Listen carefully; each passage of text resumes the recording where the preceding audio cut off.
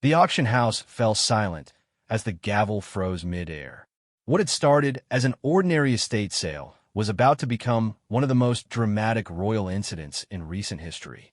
Queen Camilla stood motionless, her face pale as security guards surrounded the auction podium. The item that had caused this unprecedented chaos? A glittering crown that shouldn't have existed outside the Tower of London. In that moment, as cameras flashed and whispers echoed through the crowded room, nobody could have predicted that this single auction lot would expose decades of hidden royal secrets, challenge the very foundations of the monarchy's security protocols, and force Queen Camilla to confront a past she had desperately tried to forget. The story that unfolded over the next several days would captivate the world, revealing how a simple estate auction became the stage for one of the most extraordinary royal dramas ever witnessed. This is the true story of how Queen Camilla's world nearly collapsed in a single afternoon, and how the intervention of the royal guard saved not just a crown, but the reputation of the British monarchy itself. The morning of March 15th, 2024, began like any other Thursday for estate auction specialist Margaret Thornberry. She arrived at Harrington Auction House in London's prestigious Mayfair district at precisely 8:30 a.m., her practiced already scanning the items that would soon go under the hammer. The estate of Lady Eleanor Whitmore, a reclusive aristocrat who had passed away 3 months earlier, promised to be one of the season's most significant sales. Margaret had been handling estate auctions for over 20 years, but something about this particular collection made her unusually nervous. Lady Whitmore had been known for her eccentric collecting habits and her mysterious connections to various noble families throughout Europe. Her sprawling mansion in the Cotswolds had yielded an impressive array of antiques, jewelry, and artwork that had taken weeks to properly catalog. As Margaret reviewed the lot sheets one final time, her assistant James burst through the office door, his face flushed with excitement and concern. He was carrying a burgundy velvet box that hadn't been on any of the preliminary inventories. The box itself was unremarkable, but what lay inside would soon turn their quiet Thursday into international news. James carefully opened the box, revealing a crown that seemed to capture and reflect every ray of light in the room.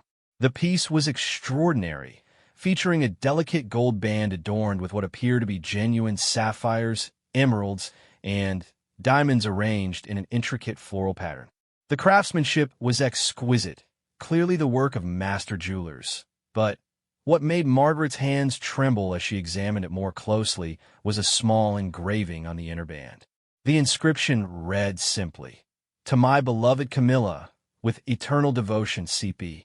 The initials could mean anything, Margaret told herself, but the nagging feeling in her stomach suggested otherwise.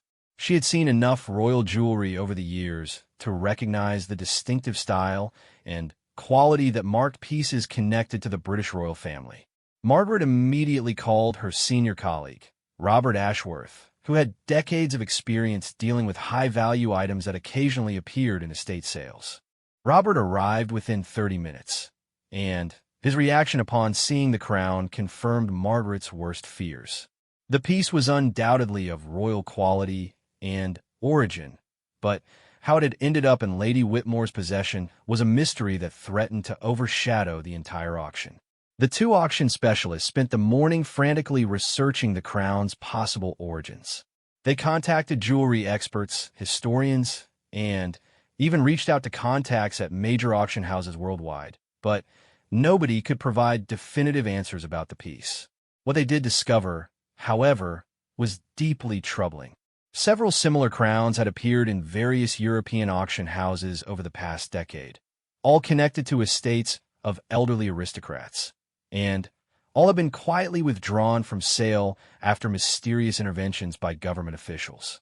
As news of the discovery began to leak within the auction house, staff members gathered around Margaret's office, whispering among themselves about the implications. The crown was scheduled to be Lot 47 in that afternoon's sale, with an estimated value of £50,000 to £80,000. But if their suspicions were correct, the true value of the piece could be immeasurable, both monetarily and in terms of its potential to cause a royal scandal. Margaret knew she had to make a decision quickly. The auction was set to begin at 2 p.m., and potential bidders were already arriving to preview the items.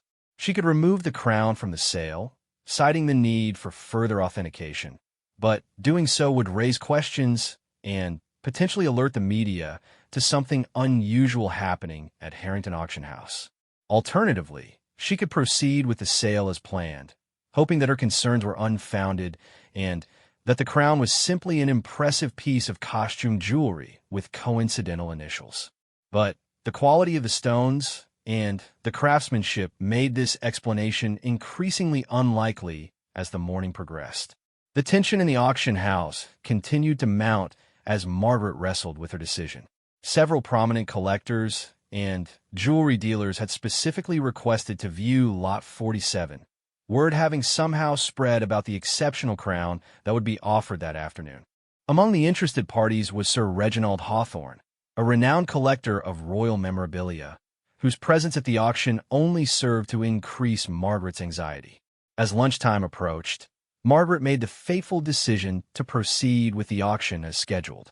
She convinced herself that she was simply being overly cautious and that the crown, while beautiful, was likely just an elaborate piece with no real connection to the royal family. The initials, she reasoned, could belong to any number of people, and the quality of the craftsmanship, while impressive, didn't necessarily indicate royal origins. However, Margaret took one precautionary measure that would prove crucial in the events that followed. She quietly instructed her security team to be particularly vigilant during the afternoon session, and she personally contacted the local police to inform them that a high-value item would be auctioned that day. While she didn't reveal her specific concerns about the crown, her cautious approach would soon prove to be prescient. The preview session began at noon, with potential bidders examining the various lots before the official auction commenced. The crown drew considerable attention, with several individuals spending long minutes studying it through the glass display case. Margaret watched nervously as photographers documented the piece, and potential bidders made notes about its construction and estimated value. Among the preview attendees was a woman Margaret didn't recognize, dressed conservatively in a dark blue suit with her hair pulled back in an elegant chignon. The woman spent an unusually long time examining the crown, taking detailed photographs with a high-end camera and making extensive notes in a leather-bound notebook. When Margaret approached to offer assistance, the woman politely declined and quickly moved on to other lots, but not before Margaret noticed the distinctive way she held herself and the quality of her jewelry and accessories. As 2 p.m. approached, the auction room began to fill with bidders, dealers, and curious onlookers. Margaret took her position at the podium, her heart racing as she prepared to begin what would become one of the most memorable auctions of her career. The first several lots proceeded smoothly, with strong bidding on various pieces of furniture, artwork, and decorative object from Lady Whitmore's estate. But as Lot 47 approached, Margaret noticed an unusual stir in the audience. Several people were making phone calls, and she observed what appeared to be security personnel taking positions around the room. The woman in the blue suit had returned and was now seated in the front row, her attention focused intently on Margaret and the crown that would soon be offered for sale. When Margaret finally called Lot 47 and held up the crown for the assembled bidders to see, the room fell completely silent. The piece seemed to glow under the auction house lights, its jewels sparkling with an intensity that took everyone's breath away. For a moment, Margaret allowed herself to hope that her concerns had been unfounded and that the auction would proceed without incident. She opened the bidding at £30,000, and immediately several hands went up around the room. The bidding quickly escalated to £60,000, then £80,000 with no signs of slowing down. Margaret began to relax slightly, thinking that perhaps the day would end without drama after all. Then, just as she was about to accept a bid of £95,000, the doors to the auction room burst open, and a team of uniformed security officers strode purposefully toward the podium. Behind them walked a distinguished gentleman in an expensive suit, followed closely by the woman in blue who had been observing the proceedings so carefully. The lead security officer approached Margaret and spoke in a voice loud enough for the entire room to hear. His words would be replayed on news broadcasts around the world for weeks to come. By order of Her Majesty's Royal Guard, this auction is hereby suspended pending investigation into the provenance of Lot 47. All persons present are requested to remain in their seats while we conduct our inquiry. Margaret's worst fears had been realized. The crown was not just any piece of jewelry, but something of such significance that it had prompted intervention by the Royal Guard themselves. As security officers began documenting the scene and taking statements from auction attendees, Margaret realized that her quiet Thursday afternoon had become the center of what would soon be an international royal incident. The woman in blue approached the podium and quietly introduced herself to Margaret as Detective Inspector Sarah Collins of the Metropolitan Police's Art and Antiquities Unit. Her presence, along with that of the Royal Guard, confirmed that the crown was indeed connected to the royal family in some significant way. The afternoon that had begun with such promise had now become a complex investigation that would soon capture the attention of media outlets around the world. Detective Inspector Sarah Collins had been tracking suspicious royal artifacts for over 5 years, but the call she received that morning about the Harrington auction house was unlike anything she had encountered before. The tip had come from an unexpected source, an anonymous caller who claimed to have insider knowledge about items that had gone missing from various royal residences over the past 2 decades. The caller's information was specific and disturbing. They described a network of individuals who had been systematically removing valuable items from royal properties, often during official events or renovations when security protocols were temporarily relaxed. The items were then held for years before being quietly introduced into the legitimate art and antiques market through estate sales and smaller auction houses. Sarah's investigation had already uncovered 3 similar cases across Europe, where valuable items with potential royal connections had appeared at auction, only to be withdrawn at the last moment after intervention by various government agencies. The pattern was consistent. Elderly aristocrats with historical connections to royal families would die, their estates would be sold, and among the legitimate items would be pieces that seemed far too valuable and significant to have been legitimately acquired. The Harrington case was different, however, because of the specific intelligence Sarah had received about the crown itself. Her anonymous source had provided detailed descriptions of the piece, including the inscription and the arrangement of the gemstones, weeks before the auction was even announced. This level of detailed, advanced knowledge suggested that someone with intimate knowledge of the royal collection was involved in the operation. As Sarah and her team secured the auction room, she couldn't help but notice the diverse group of potential bidders who had been interested in Lot 47. Among them were several individuals she recognized from previous investigations into art theft and fraud. The presence of these known players in the illicit antiquities trade was another red flag that confirmed her suspicions about the crown's questionable provenance. Margaret Thornberry was cooperative, but clearly shaken by the dramatic turn of events. As Sarah interviewed her in the auction house's private office, it became clear that Margaret and her colleagues had handled the situation professionally, despite their concerns about the crown's origins. Margaret's decision to contact local police as a precautionary measure demonstrated good judgment, even though she hadn't fully understood the magnitude of what they were dealing with. The crown itself was carefully removed from the auction room and transported to a secure facility where it could be properly examined by experts. Sarah had arranged for specialists from the Royal Collection Trust, along with independent jewelry experts and historians, to conduct a thorough analysis of the piece. Their preliminary examination would take several hours, but Sarah was confident that they would be able to definitively establish whether the crown was genuine and, if so, how it had come to be in Lady Whitmore's possession. While waiting for the expert analysis, Sarah began investigating Lady Eleanor Whitmore's background and connections. What she discovered was a complex web of relationships that stretched back decades and touched on some of the most prominent families in British society. Lady Whitmore had never married, but she had been a frequent guest at royal events and had maintained friendships with several minor members of the royal family throughout her life.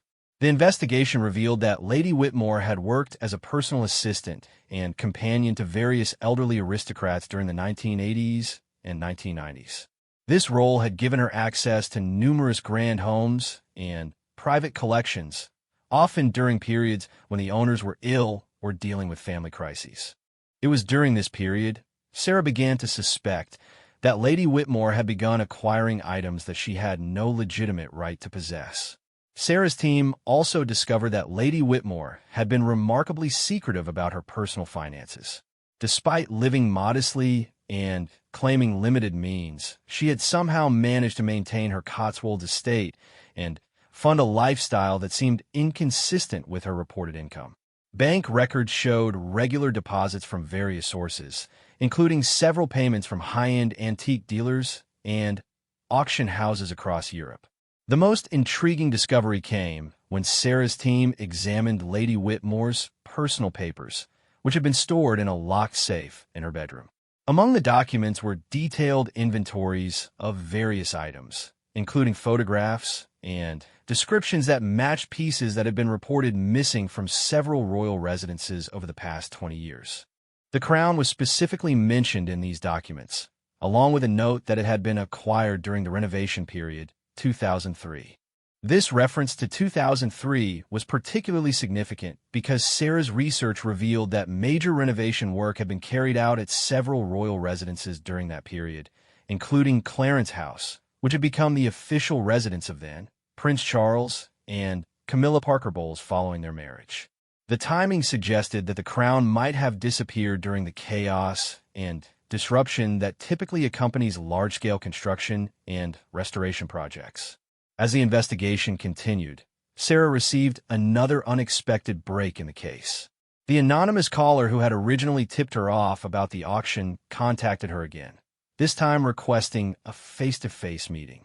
The caller claimed to have additional information that would help explain how the crown had ended up in Lady Whitmore's possession and who else might be involved in the broader scheme. The meeting was arranged for the following morning at a discreet location in central London. Sarah approached the encounter with caution, knowing that anonymous sources often had their own agendas. But the accuracy of the caller's previous information about the crown suggested that they had genuine insider knowledge about the case. Meanwhile, the expert analysis of the crown was yielding disturbing results.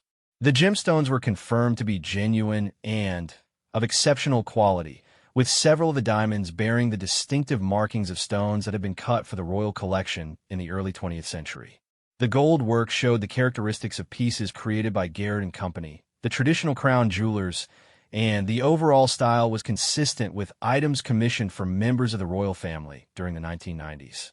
Most significantly, the inscription "To my beloved Camilla," with eternal devotion CP, appeared to have been engraved by the same craftsman who had worked on other pieces in the royal collection during that period. The engraving style, the depth of the cuts, and even the specific font used were all consistent with official royal commissions from that era. These findings confirmed Sarah's worst fears. The crown was almost certainly a genuine piece from the royal collection that had been illegally removed from its rightful location. The inscription suggested that it had been a personal gift from then Prince Charles to Camilla, making its theft not just a crime against the crown, but a deeply personal violation that would be particularly painful for the royal family. As news of the investigation began to leak to the media, Sarah found herself under increasing pressure to resolve the case quickly and discreetly.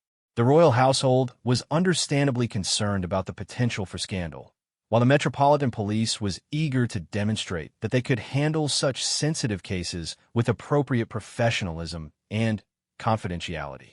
The media attention intensified when several tabloid newspapers began speculating about the crown's origins and significance. Photographers gathered outside Harrington Auction House, and reporters attempted to interview anyone connected to the case.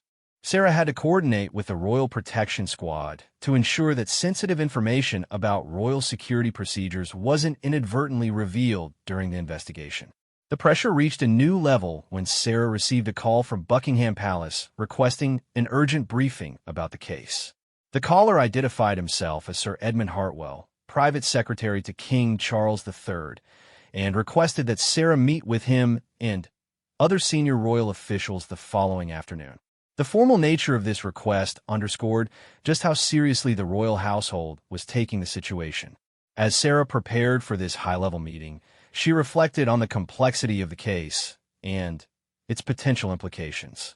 If her suspicions were correct, the crown represented just one piece of a much larger criminal operation that had been systematically looting items from royal collections for decades. The investigation had the potential to expose significant security vulnerabilities within the royal household and could lead to major reforms in how valuable items were protected and monitored. The case was also personally challenging for Sarah because of the intimate nature of the stolen item. The inscription suggested that the crown had been a deeply meaningful gift between two people who were now king and queen of England. The theft of such a personal item represented not just a crime, but a violation of trust that would be particularly difficult for the royal family to come to terms with. As she reviewed her notes and prepared her briefing materials for the meeting at Buckingham Palace, Sarah knew that the next phase of the investigation would be even more delicate and complex than what had come before. The discovery of the crown at auction had been just the beginning of what was shaping up to be one of the most significant royal investigations in recent memory. The meeting at Buckingham Palace took place in the Oak Room, a private chamber rarely seen by the public, its walls lined with centuries of royal portraits that seemed to watch over the proceedings with silent authority. Detective Inspector Sarah Collins had been in many formal settings during her career, but nothing had prepared her for the gravity of sitting across from Sir Edmund Hartwell and three other senior royal officials, knowing that her investigation had uncovered what appeared to be systematic theft from the royal collection. Sir Edmund, a distinguished gentleman in his early 60s with silver hair and sharp blue eyes, opened the meeting with characteristic directness. The royal household, he explained, had been quietly conducting its own internal investigation into missing items for several years, but they had been hampered by the sensitive nature of the inquiry and the need to maintain absolute confidentiality about royal security procedures. What Sir Edmund revealed next transformed Sarah's understanding of the case entirely. The crown that had appeared at the Harrington auction was not an isolated incident, but part of a pattern of thefts that had been occurring across multiple royal residences for over 2 decades. The thieves had been remarkably sophisticated, targeting items during periods of transition, renovation, or official events when normal security protocols were temporarily disrupted.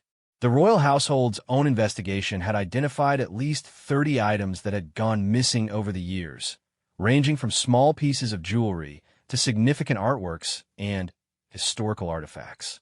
The thefts had been so subtle and spread out over such a long period that they had initially been attributed to simple misplacement or administrative errors. It was only when several items began appearing at European auction houses that the true scope of the problem became apparent. Sir Edmund's most shocking revelation concerned the identity of the primary suspect in these thefts. Based on their internal investigation, combined with Sarah's findings about Lady Eleanor Whitmore, they had concluded that Lady Whitmore had not been working alone. The sophistication of the operation and the inside knowledge required to target specific items during vulnerable moments suggested the involvement of someone with intimate access to royal households and their security procedures. The anonymous source who had been providing Sarah with information requested another meeting, this time at the Royal Botanic Gardens in Kew.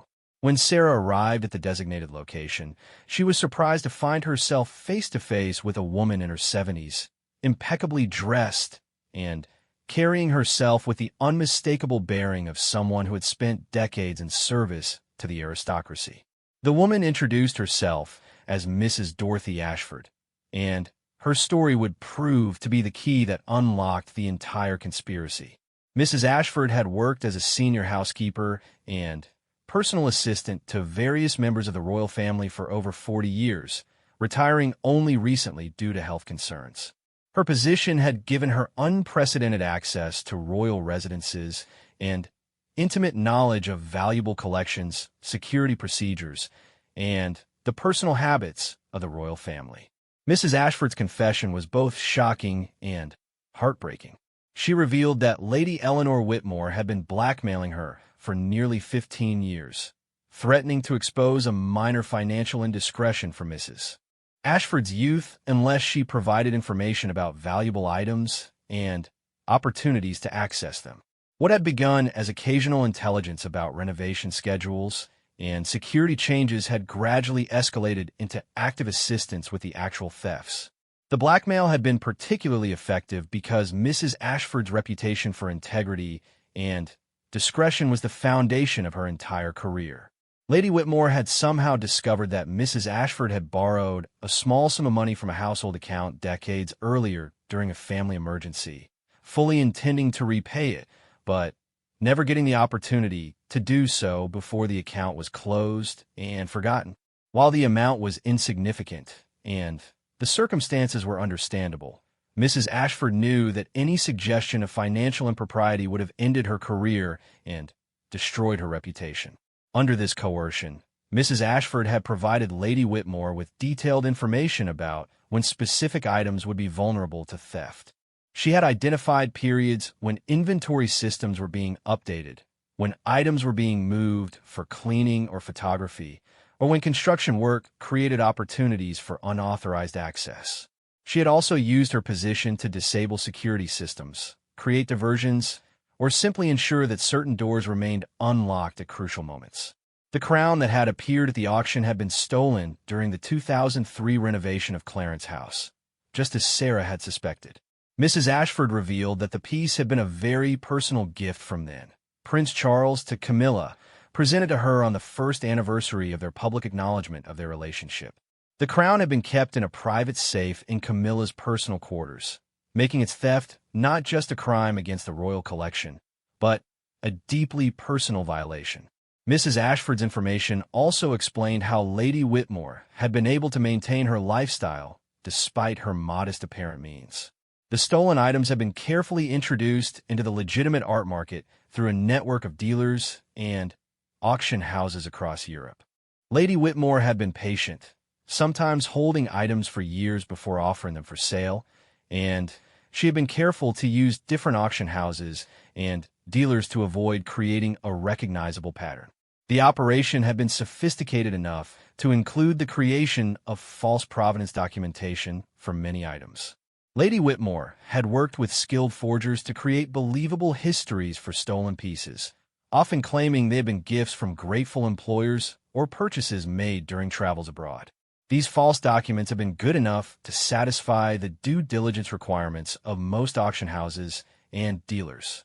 As Mrs. Ashford's confession continued, it became clear that the theft of the crown represented a turning point in the criminal operation. Lady Whitmore had become increasingly greedy and reckless in her final years, targeting more valuable and recognizable items. The crown had been intended as her retirement fund. The proceeds from its sale meant to provide for her remaining years in comfortable luxury. Mrs. Ashford had finally found the courage to contact the police because she learned of Lady Whitmore's death and realized that the crown would soon appear at auction.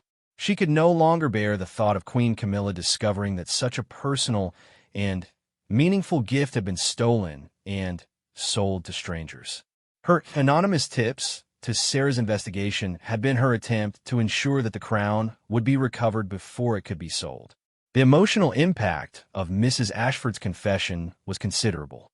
Here was a woman who had devoted her entire career to serving the royal family, only to be manipulated into betraying that trust by a master manipulator who had exploited her vulnerability and fear. Mrs. Ashford's tears as she described the shame and guilt she had carried for so many years were genuine and heartbreaking. From a legal perspective, Mrs. Ashford's cooperation with the investigation would be crucial for recovering other stolen items and understanding the full scope of the criminal operation. Her detailed knowledge of what had been taken, when, and how would enable the royal household to conduct a comprehensive inventory and determine exactly what needed to be recovered. Sarah also realized that Mrs. Ashford's information could lead to the identification and recovery of items that were still in circulation in the art market. Many of the stolen pieces had not yet been offered for sale, and Quick action might prevent their loss to private collectors who would have no idea they were purchasing stolen royal property. The investigation took on new urgency as Sarah and her team worked to identify auction houses and dealers who might be unknowingly handling stolen royal items. They also had to coordinate with international law enforcement agencies to track items that had been sold in other countries.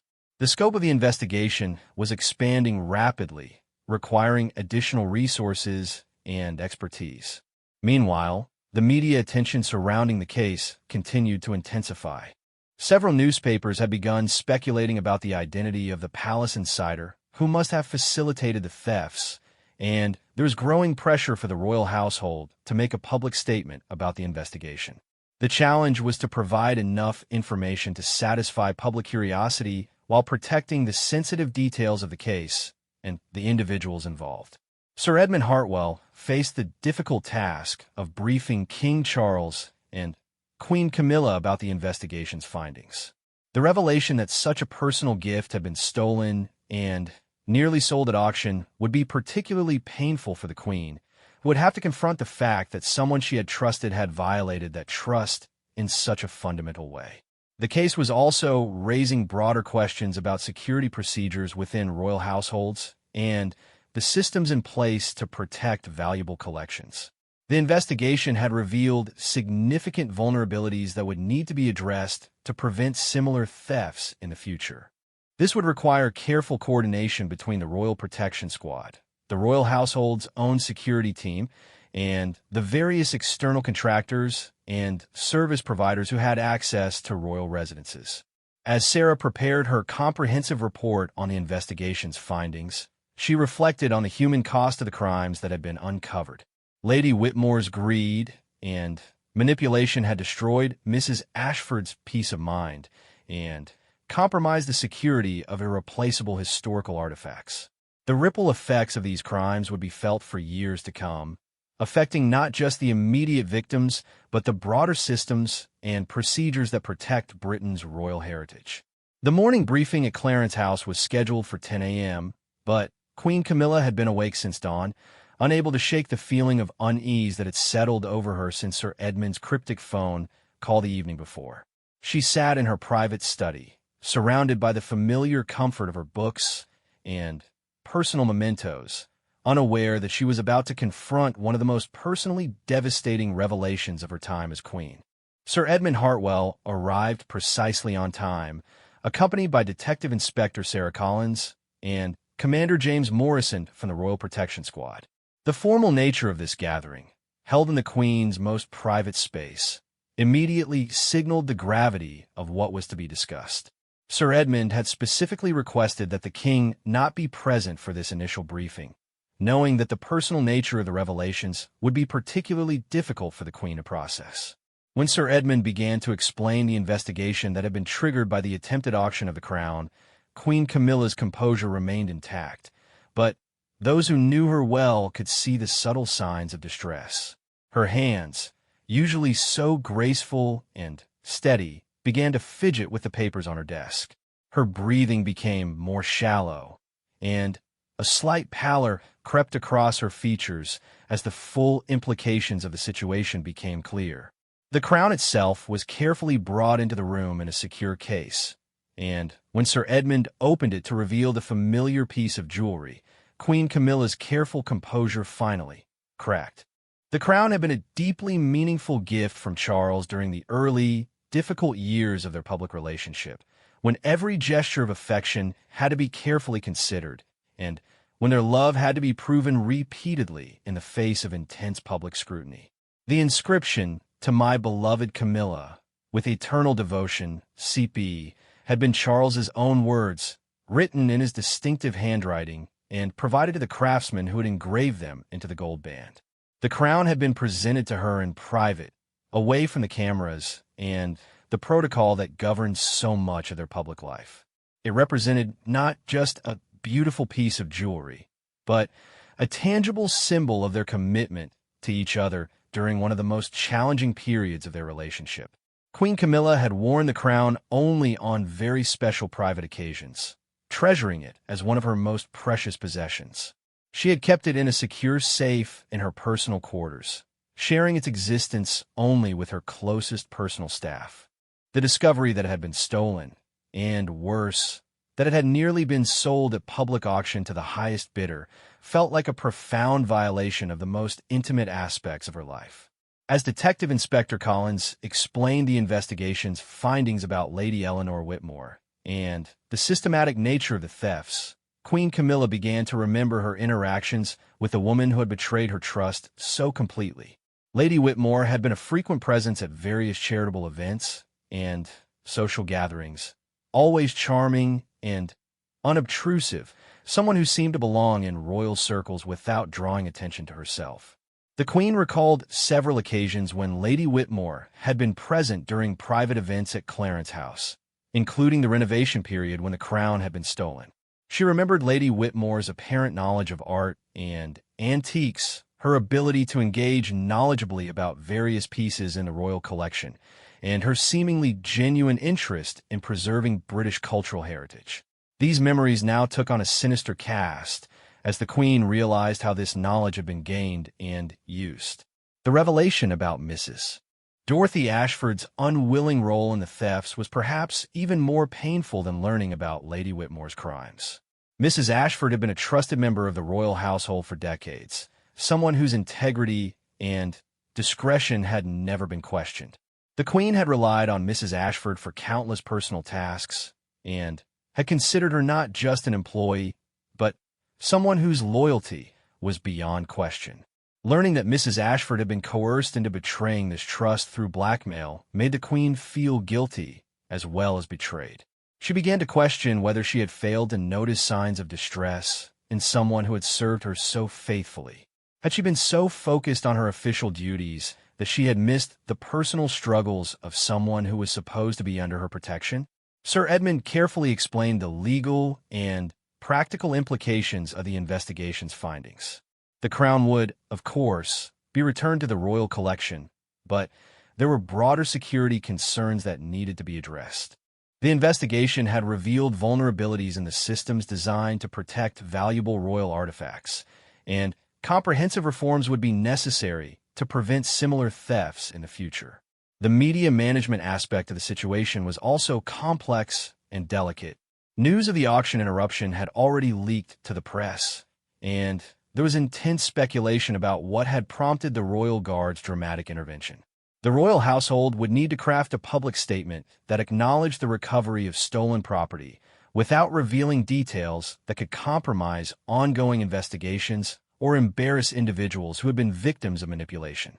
Queen Camilla's primary concern, however, was for Mrs. Ashford and the other staff members who might be affected by the investigation.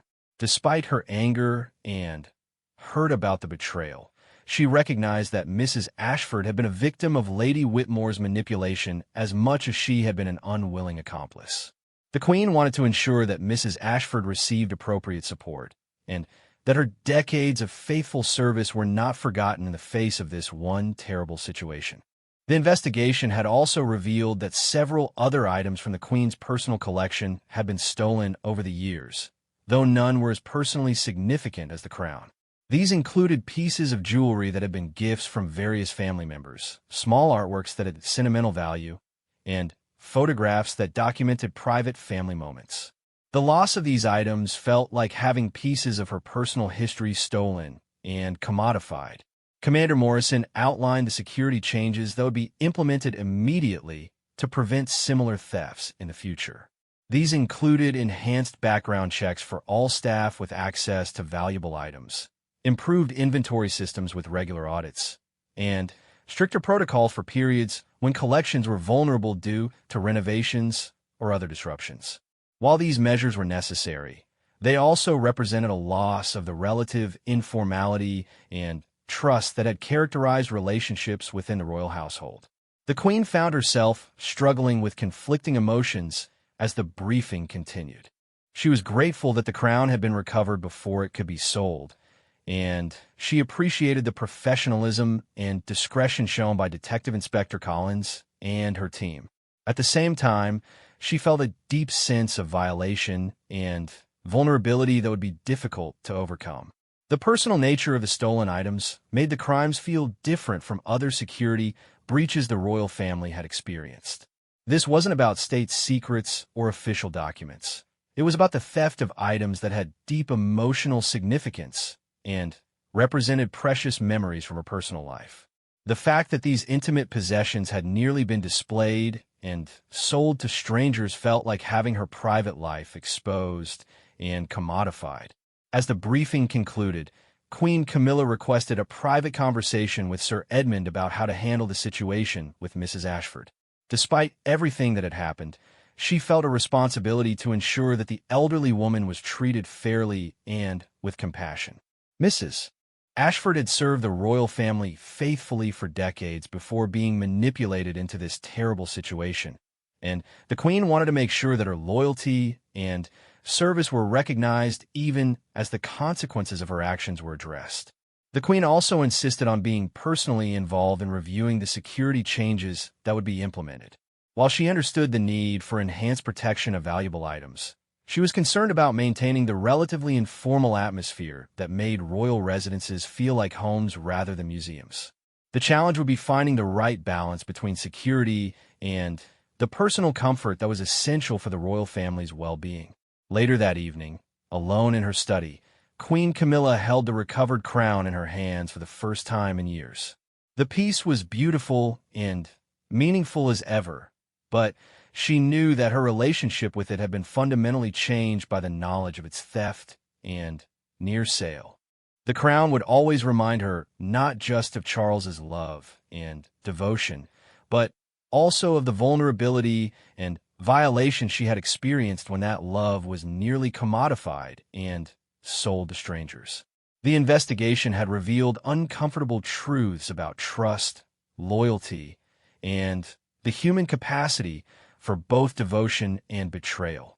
As Queen Camilla prepared for the public and private challenges that would flow from these revelations, she reflected on the complex relationships that define life within the royal household and the eternal tension between public service and personal privacy that characterizes royal life.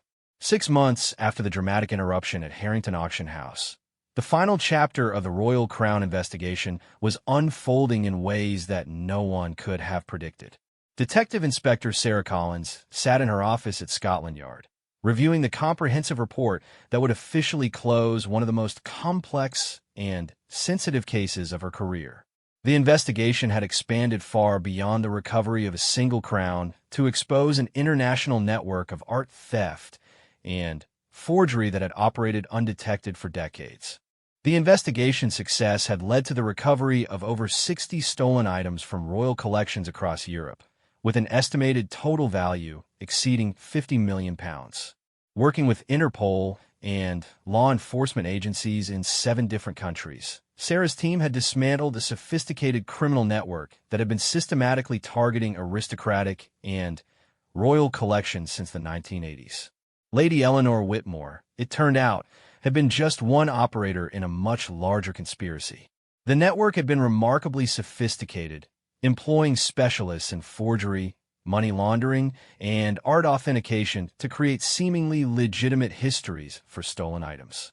They had targeted periods of vulnerability at great houses and royal residences, exploiting renovations, family crises, and changes in staff to gain access to valuable collections.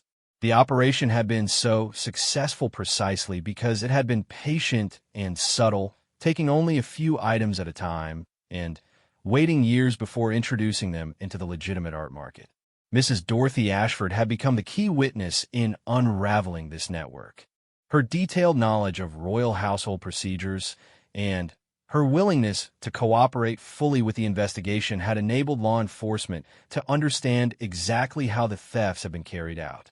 Her testimony had also revealed the psychological manipulation tactics used by Lady Whitmore to coerce her participation, providing crucial evidence about the criminal methods employed by the network. The legal proceedings had been carefully managed to protect both Mrs. Ashford and the reputation of the royal household. Given her age, her decades of faithful service, and the coercive circumstances of her involvement, prosecutors had agreed to a plea arrangement that involved community service and a suspended sentence rather than imprisonment. Mrs. Ashford had also agreed to forfeit her pension and any benefit from her years of royal service, a gesture she had insisted upon despite the financial hardship it would cause her. Queen Camilla's response to Mrs. Ashford's situation had surprised many observers with its compassion and understanding. Rather than seeking maximum punishment for someone who had betrayed her trust, the Queen had advocated for a resolution that recognized both the severity of the crimes and the extenuating circumstances that had led to Mrs. Ashford's involvement. The Queen had also privately arranged for Mrs. Ashford to receive counseling and financial assistance to help her rebuild her life after the investigation. This approach reflected Queen Camilla's broader philosophy about justice and redemption that had evolved throughout the investigation. She had come to understand that the real villain in the situation had been Lady Whitmore, who had manipulated and exploited others to carry out her crimes.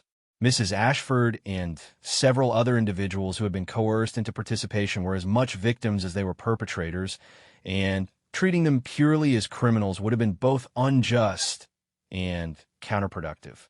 The recovered crown had been quietly returned to the royal collection, but Queen Camilla's relationship with the piece had been fundamentally changed by its ordeal.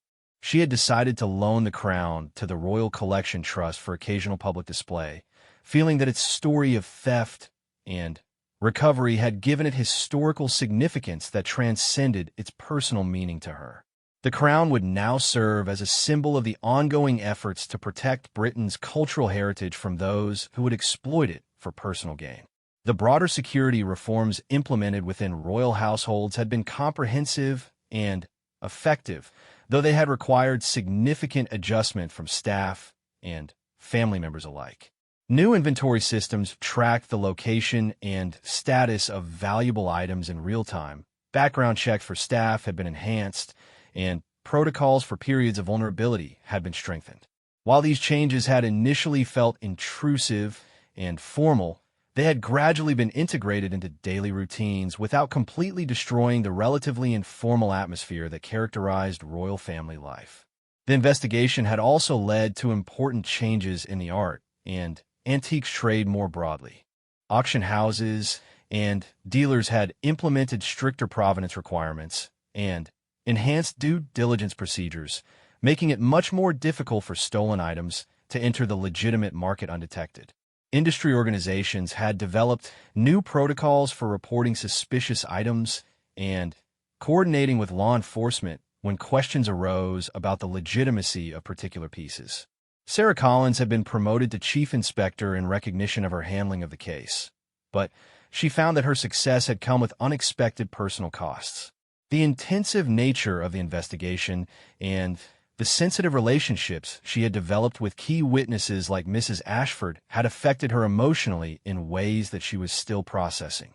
The case had forced her to confront complex questions about justice, mercy, and the human capacity for both good and evil that would influence her approach to law enforcement for the rest of her career. Margaret Thornberry and her colleagues at Harrington Auction House had also been profoundly affected by their inadvertent role in the drama.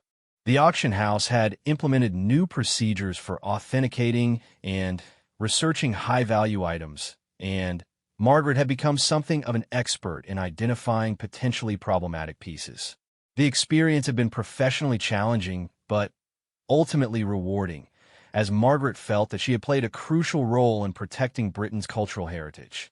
The anonymous tip that had originally alerted Sarah to the auction had never been fully explained, and this remained one of the few unsolved aspects of the case. Sarah suspected that someone else within the criminal network had provided the information, possibly as part of a dispute or power struggle within the organization. The tipster had never come forward to claim credit for their role in exposing the conspiracy, suggesting that they had their own reasons for wanting to remain anonymous. The media coverage of the case had been intense, but generally respectful of the personal aspects of the story. The press had focused primarily on the criminal investigation and the recovery of stolen cultural artifacts, rather than on the intimate details of Queen Camilla's personal loss. This restraint had been partly due to careful media management by the royal household, but it also reflected a broader understanding of the difference between legitimate public interest and inappropriate intrusion into private matters. King Charles had been deeply moved by the entire episode, particularly by Queen Camilla's grace and compassion in dealing with those who had wronged her. The king had privately expressed his admiration for his wife's ability to distinguish between justice and revenge, and for her commitment to treating even those who had betrayed her with dignity and respect. The experience had, if anything, strengthened their relationship and deepened their mutual respect and understanding. The case had also strengthened the relationship between the royal household and law enforcement agencies, creating new protocols for cooperation and information sharing that would benefit both parties in the future. The successful resolution of such a sensitive investigation had demonstrated that it was possible to protect both the interests of the royal family and the requirements of justice, provided that all parties approached the situation with professionalism and mutual respect. As Sarah completed her final report on the investigation, she reflected on the many lessons that had emerged from this complex case. The investigation had revealed the vulnerability of even the most secure collections to determine criminals, but it had also demonstrated the power of cooperation and persistence in recovering stolen cultural artifacts. Most importantly, it had shown that justice could be achieved without sacrificing compassion, and that redemption was possible even in the most difficult circumstances. The crown that had started this entire drama was now safely back where it belonged, its ordeal having transformed it from a private symbol of love into a public testament to the importance of protecting cultural heritage. Queen Camilla occasionally visited it in its new display case, reflecting on the journey that had brought them both to this point, and finding in its survival a metaphor for the resilience of both personal relationships and cultural institutions in the face of those who would exploit or destroy them.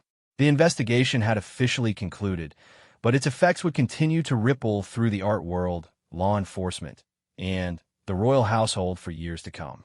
The networks that had been dismantled would take time to rebuild, the security measures that had been implemented would continue to evolve and improve, and the relationships that had been tested by the crisis would continue to deepen and strengthen. In the end, what had begun as a devastating betrayal had become an opportunity for growth, understanding, and renewal that had benefited everyone involved.